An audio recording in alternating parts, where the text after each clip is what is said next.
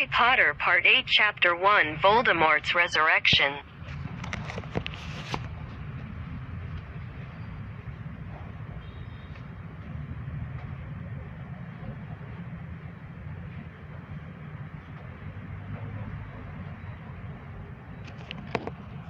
In the dimly lit room beneath the crumbling ruins of Hogwarts, a cold silence filled the air. The once great school, now a shadow of its former glory, stands as a haunting reminder of the battles and lives lost in the war against Voldemort. But deep underground, where few dare to set foot, a sinister presence has stirred. It has been a millennium since the fall of the Dark Lord. Harry Potter's victory over evil was celebrated throughout the wizarding world. Many generations have passed, and Voldemort's memory has become an ancient legend, whispered only in cautionary tales told to young witches and wizards. But the legend somehow reappears, and the darkness that was seemingly defeated begins to creep back into the world.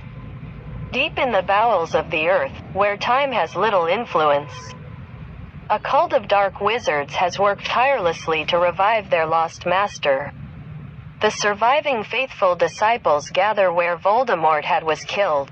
They tried all the revival spells but saw no results. Suddenly a voice rang out, "I have a way." Everyone looked back and it was Smith, a small, bowed man. He pulled out a stone from his pocket. The person standing next to him, a fat guy named Brian, said, "Is this the Philosopher's Stone?" Smith smiled and said yes. Brian said, "How did you get that?" "I heard that this stone has been destroyed." Smith said the stone was actually just hidden somewhere else and then reported that it was destroyed. Then it was brought back to where Dog 3 was kept as before. Brian said, "How can you get past the giant three-headed dog guarding it?" Smith smiled and said, "I just need to throw out 3 bones." The three-headed dog worries about food. "What about the talismans of the teachers?" someone asked. Smith said, "I knew how to solve the word before from the Dark Lord." Brian told everyone to use their wands to focus the resurrection spell on this stone. Everyone did so. The stone suddenly lit up. The stone emitted blue light into the ground. The ground shook and pieces of bone emerged. They assembled into a skeleton and then the skeleton suddenly stood up in waves.